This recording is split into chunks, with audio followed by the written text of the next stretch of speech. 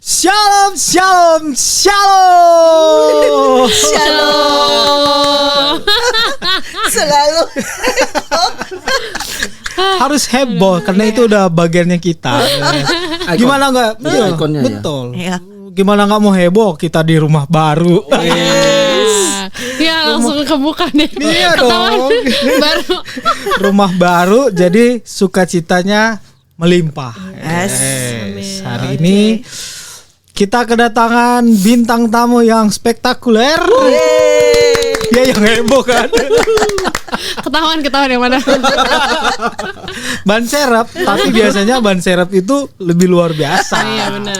Ya, makanya hari ini kita mau pretelin dia. Apa tuh Sampai pretelin? Bahasa sini apa ya?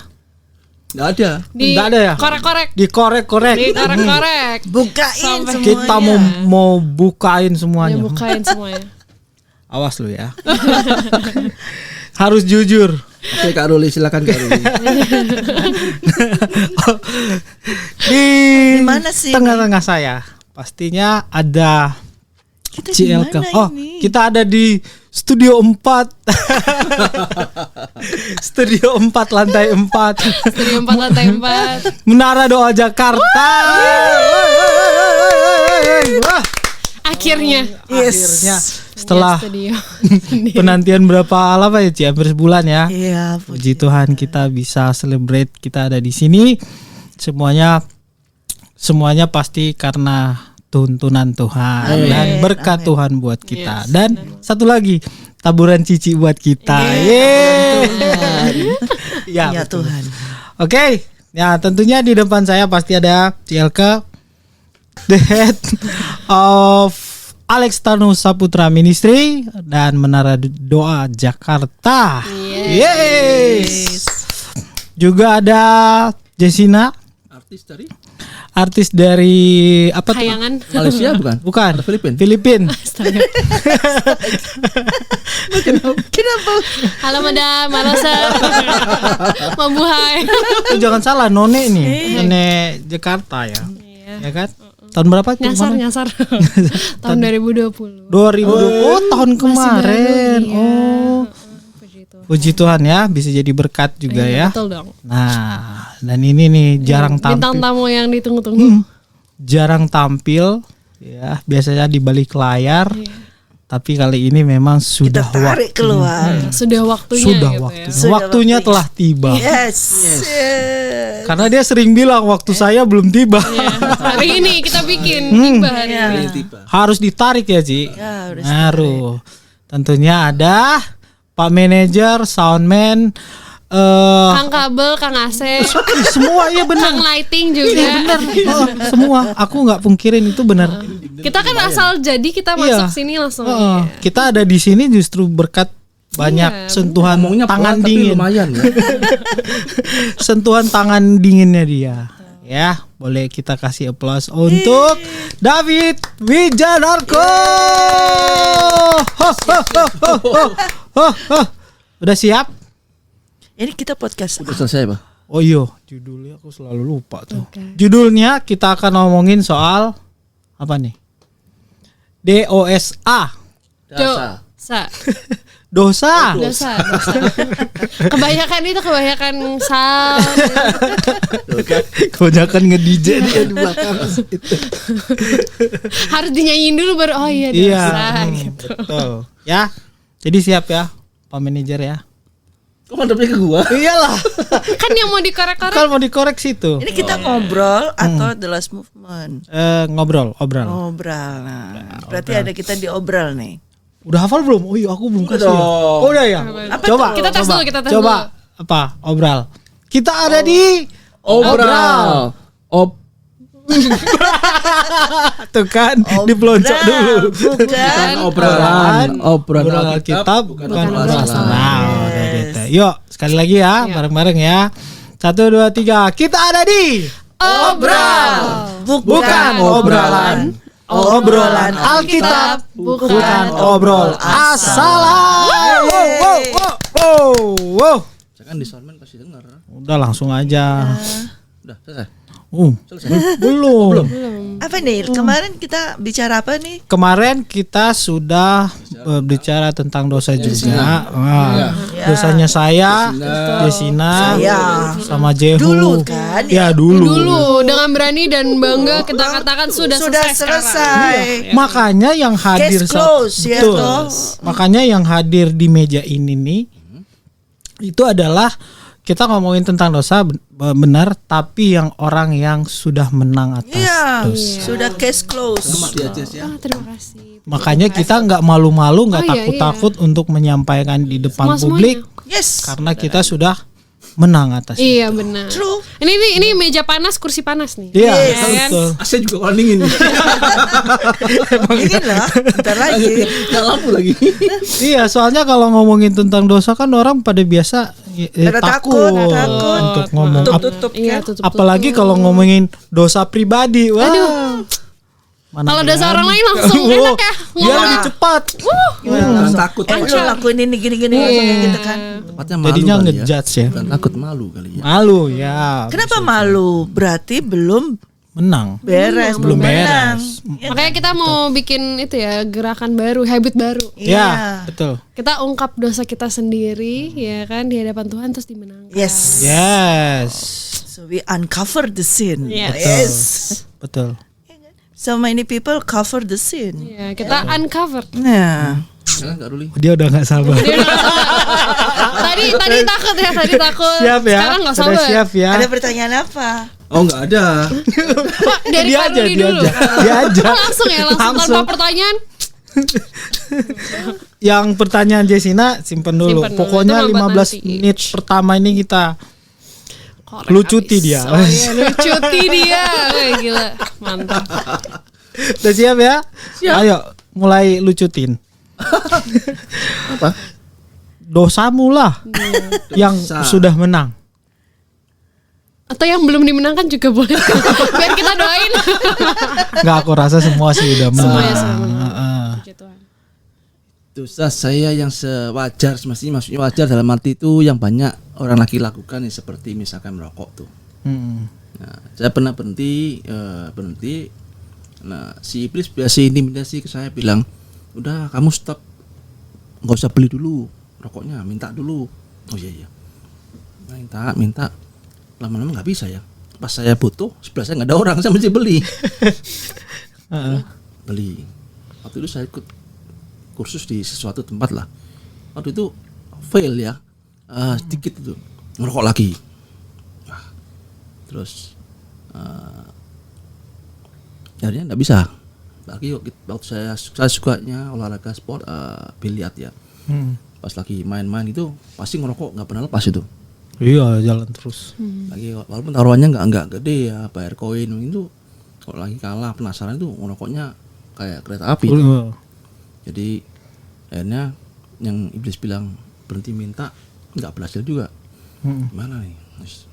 Mendadak akhirnya saya tekan stop total. Gitu. Stop total. Barulah bisa. Emang pertama berat sekali. Mulut nih pinginnya makan terus. Permen. Tapi nggak lama ada bisa. Seperti yang CLK alami, kalau ke toilet mesti ini, kan enggak juga bisa. Nggak ngaruh, soalnya di pikiran kita doang. Kita Cuman kita diintimidasi, pasti ini dengan harus begini. Nah, ada satu habit kan. Jadi ternyata enggak juga nggak apa-apa. Ngopir apalagi nih, luar kota pasti ngerokok tuh. Wah, enak banget nih, ngantuk. Ternyata nggak bisa, tapi ngantuk.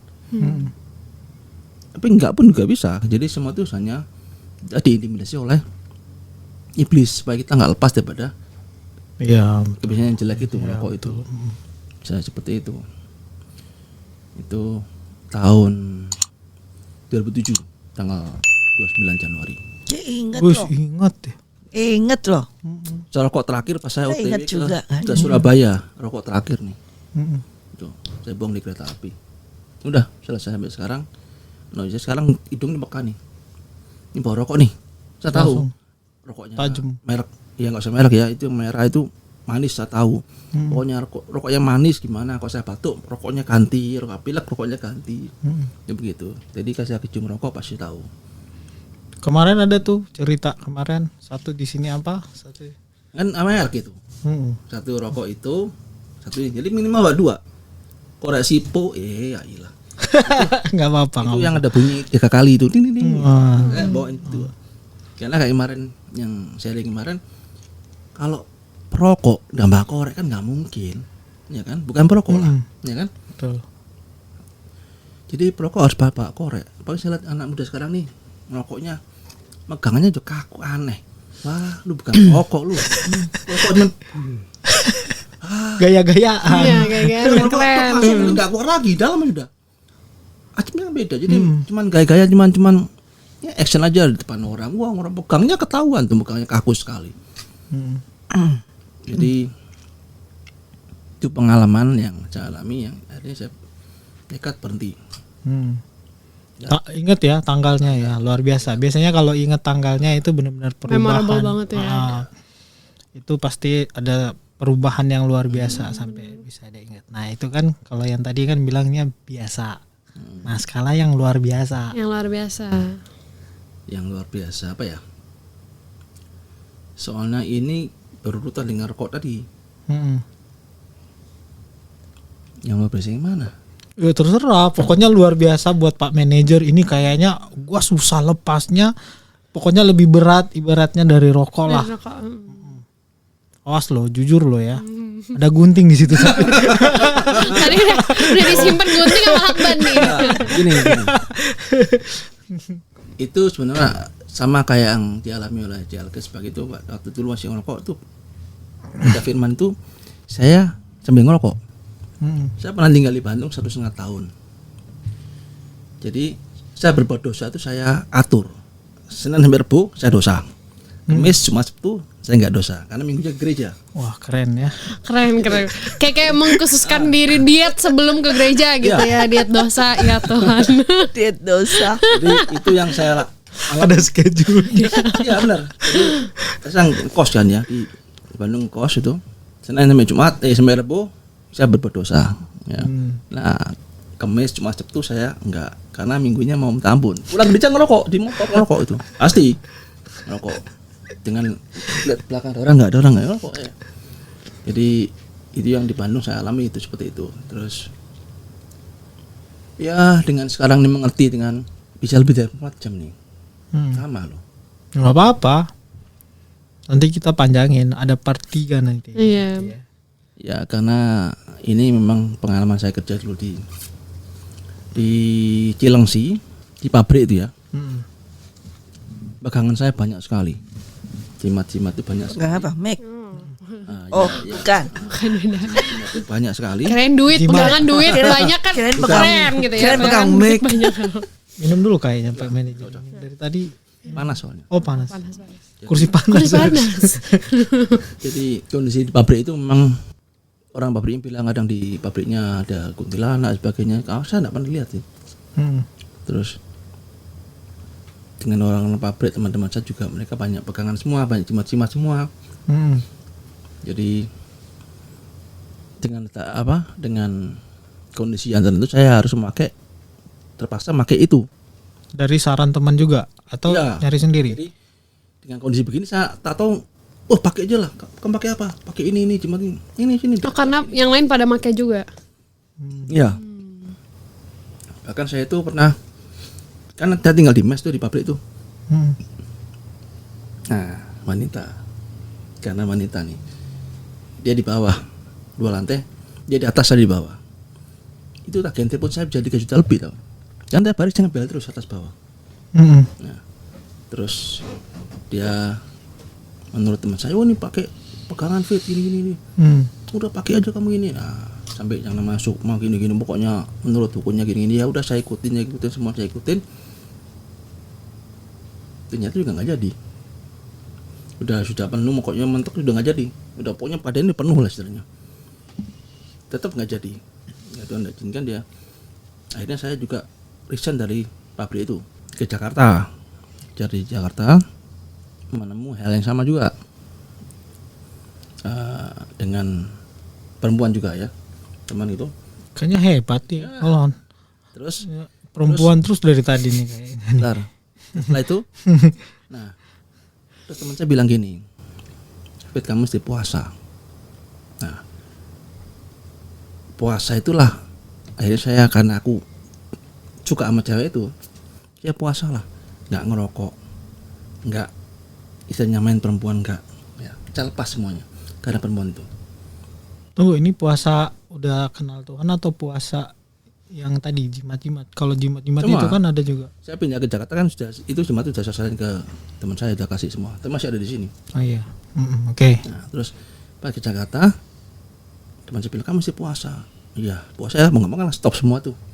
Nah, jadi saya tinggalkan semua itu karena ada tujuannya. Jadi saya lepaskan semua. Jadi ada tujuannya saat itu, rokok dan sebagainya, ada tujuannya. Terus sampai akhirnya masih ngerokok nih, baca firman, ngerokok. Terus saya kena kasus nih di Bandung.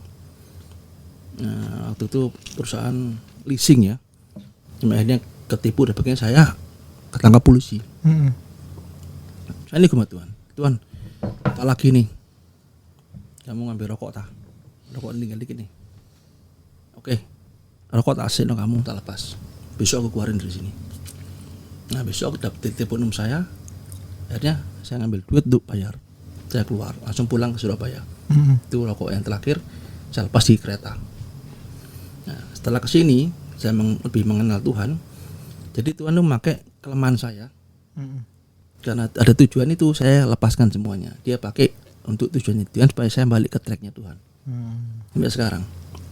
Jadi akhirnya saya mengerti apa itu cinta. Oh, ini lain lagi nih. Wah, sama kayak Jessina tuh. Nah, jadi Mengerti apa arti cinta yang sesungguhnya. Arti cinta. jadi bahwa kalau kita memang mencinta seseorang, pasti kita korbankan semua, waktu, semua pasti kita korbankan. Iya, betul.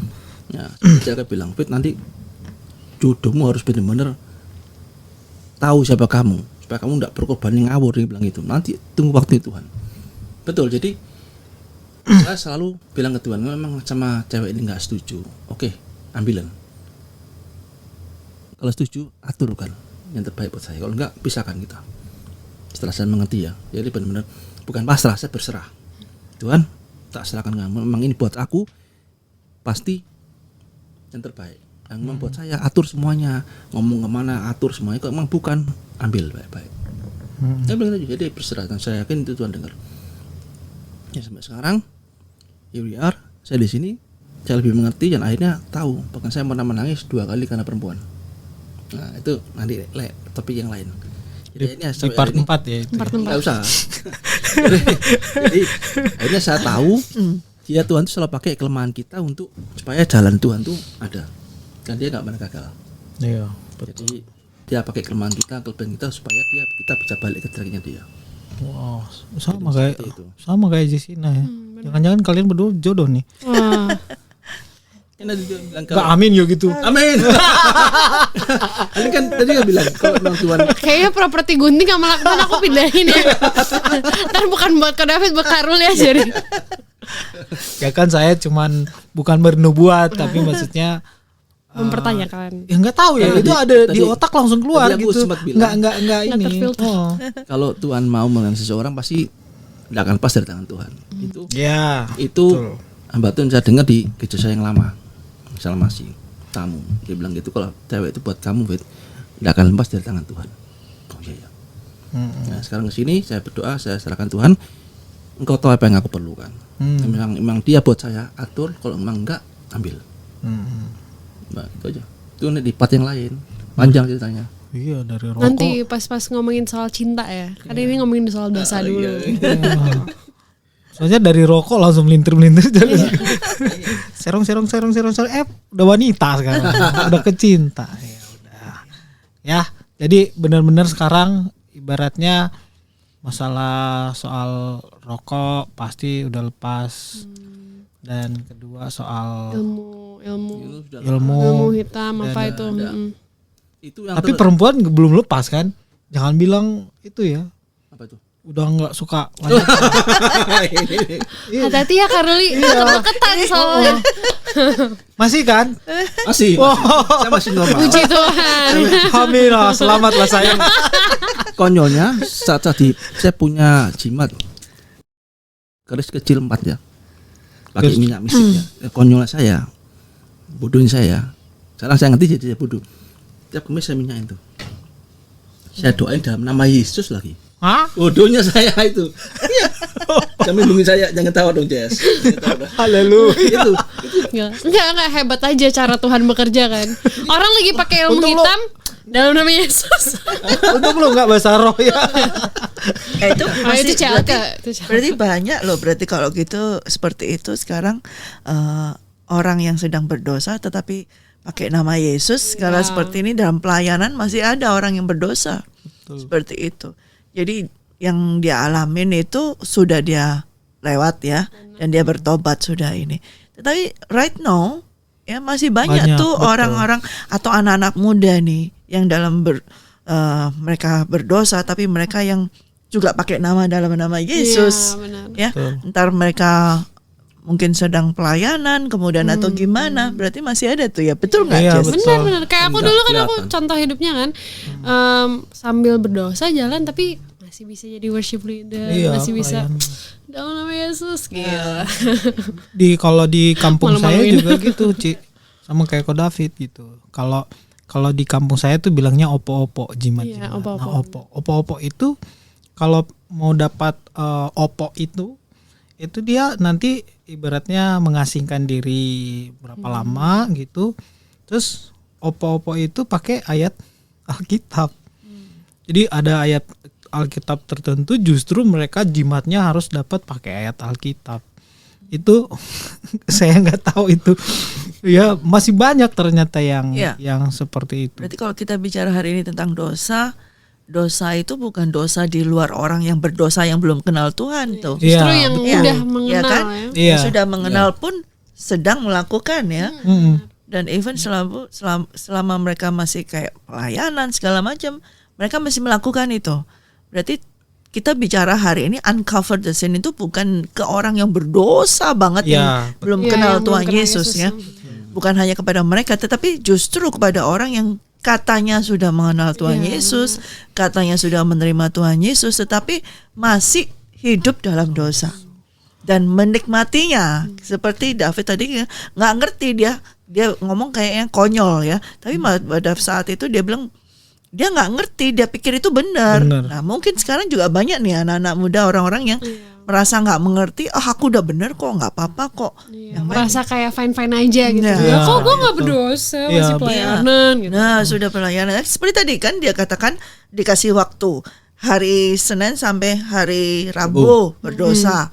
Kemudian setelah itu tidak berdosa karena dia harus ada ke gereja. Kayak bayar utang ya. Ya, kayak Pinjem-pinjeman Iya. dibalikin lagi gitu. Mungkin kali ada ya, saya mau tanya, anak-anak muda atau kan kamu juga ada di worship leader segala macam, apakah ada itu yang melakukan seperti itu? Ada hari-hari tertentu seperti yang dialami David untuk berdosa, kemudian setelah itu tidak berdosa menurut mereka, aku melayani gitu. Gimana Jess?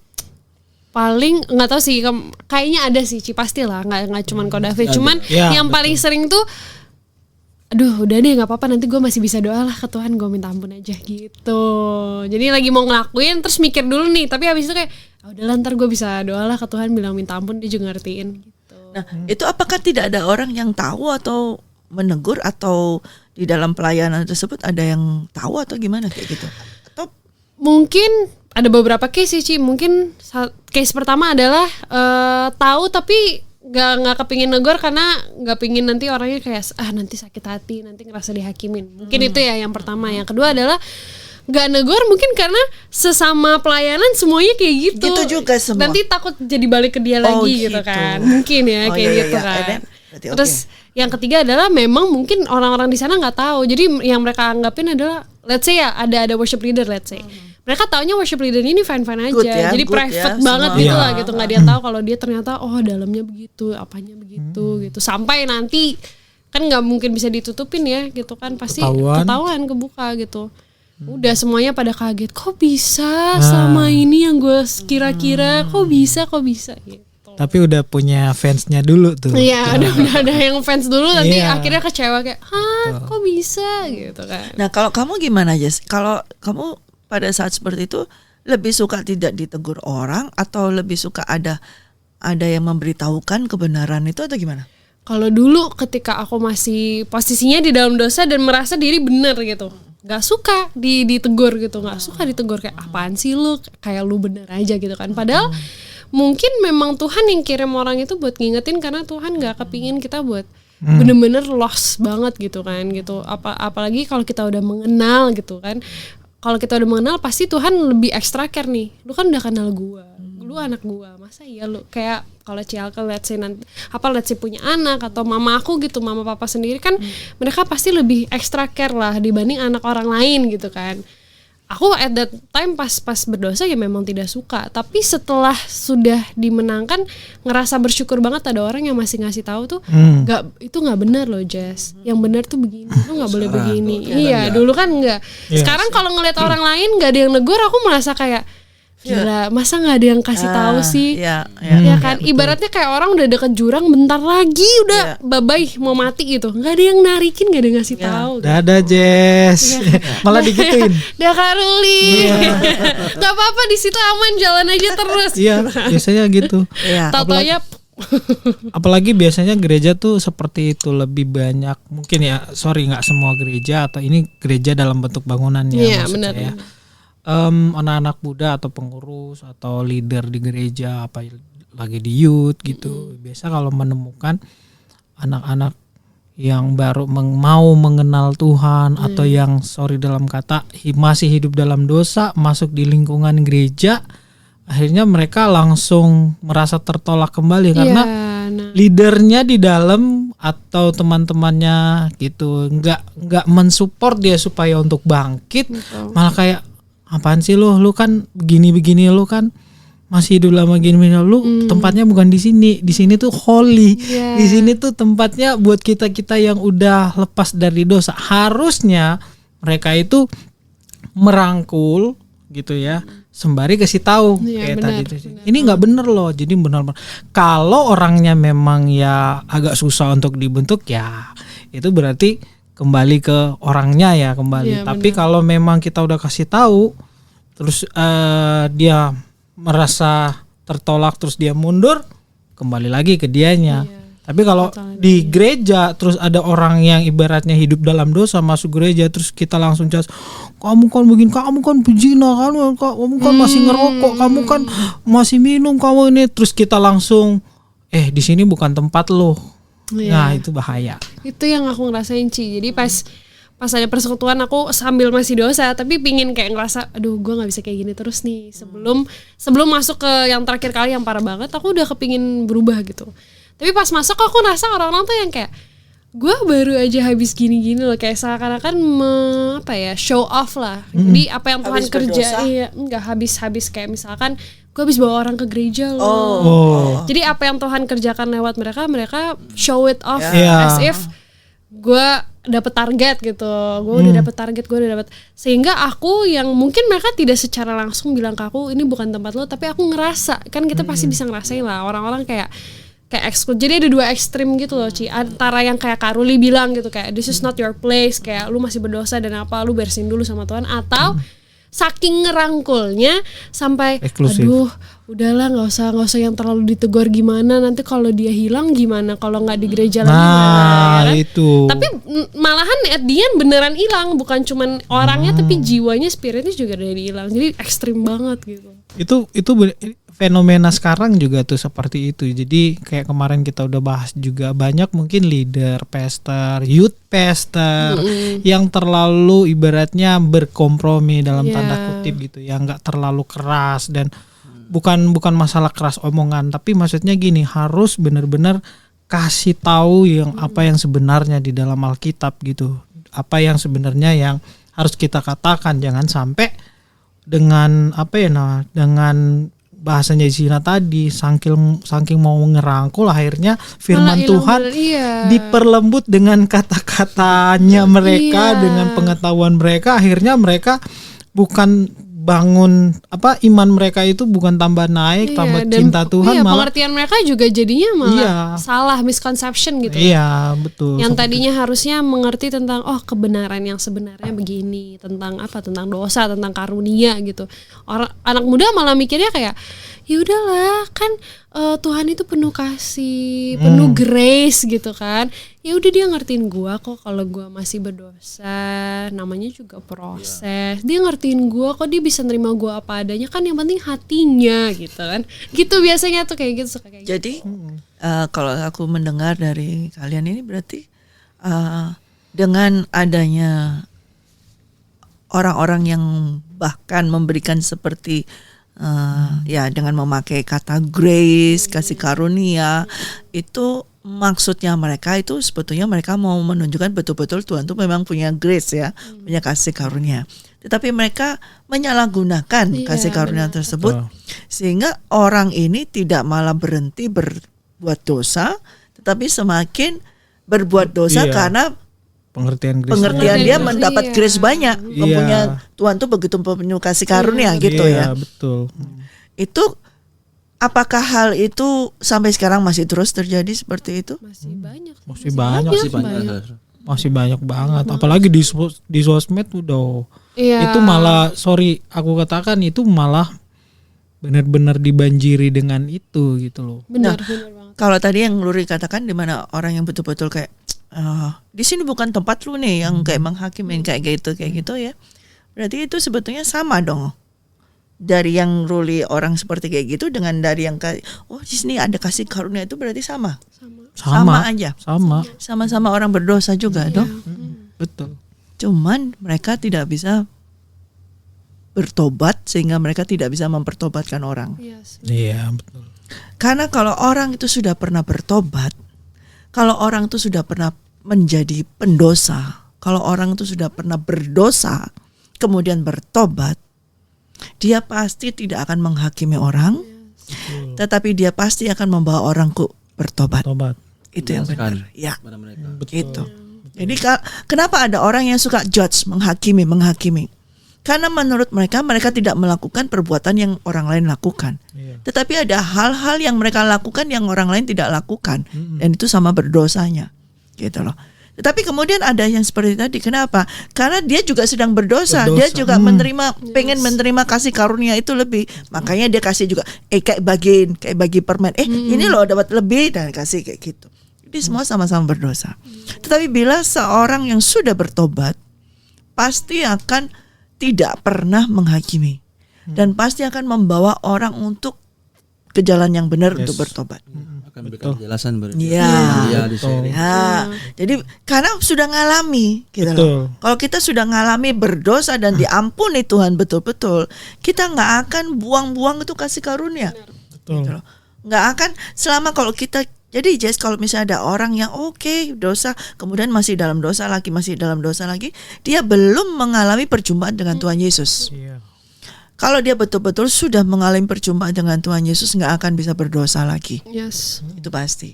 Jadi selama aku dulu ngalami juga, selama itu memang aku belum mengalami perjumpaan dengan Tuhan. Jadi aku bisa jatuh bangun.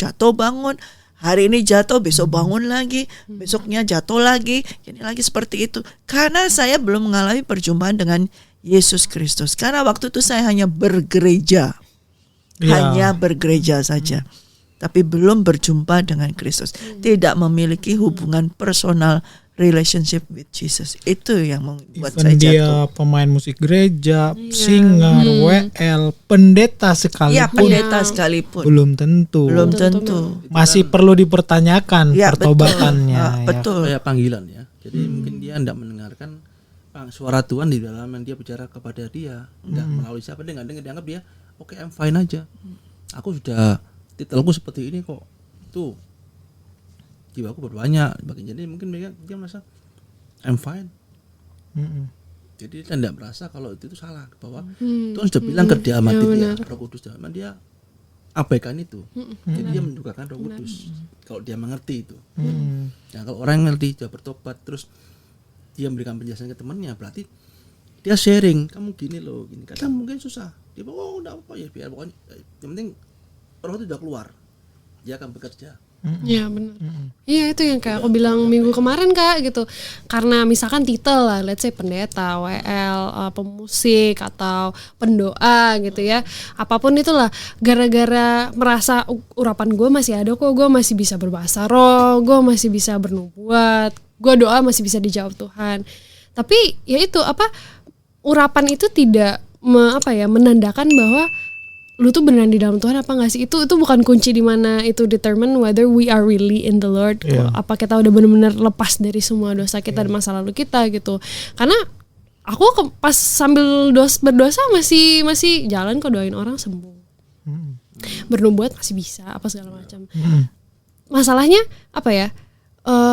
Tuhan pun bilang setan aja, si Lucifer aja, gue nggak ambil urapan gue dari dia gitu. Dia masih bisa, tapi apakah dia benar-benar di dalam aku? Kan nggak, setannya setan gitu. Jadi orang suka ngasih alasan gitulah, kayak gue masih fine aja kok, gue nggak gitu berdosa amat, gue masih bisa preaching, fine lah, berarti gue hidupnya oke lah gitu. Kayak nyari alasan buat, kayak nyari tiket buat. Nah, itu bedanya Cari. ada dua hal, dipakai dan dikenan Tuhan. Iya, Dia betul. dipakai. Pakai ibaratnya gue pakai nih. Gue kantongin. Bawa terus dipakai, berkenan Tapi itu. Jadi itu yang mestinya bisa di-sharekan, yang bukan kepada saya, mungkin dia yang bisa dijelaskan.